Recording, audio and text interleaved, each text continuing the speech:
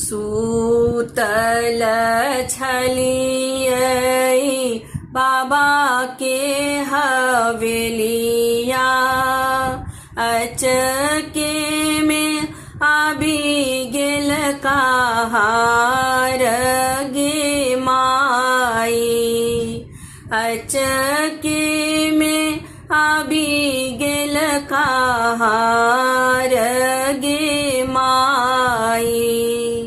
लाले रंग डोलिया सबुज रंग ओ हरिया, लागी गेलै बत्तीसो कहार गे माई।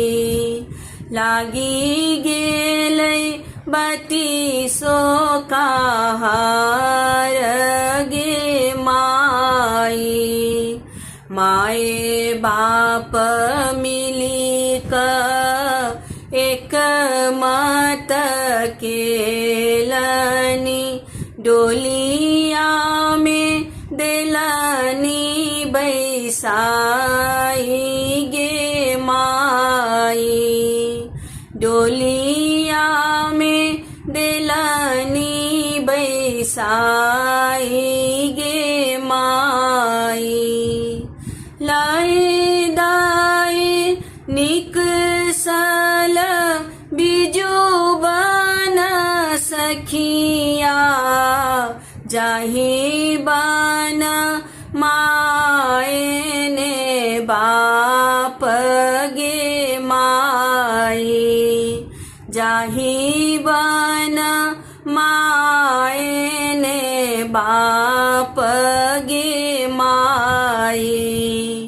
एक कोस गेली सिया, दुई कोस गेली, तेसरे में फेकल ओहार गे माई।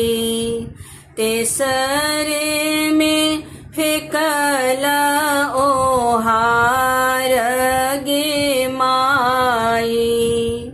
घूरी जाऊ भैया कि घूरी जाऊ लोकनिया, अम्मा के कहबन बुझाई गे माई।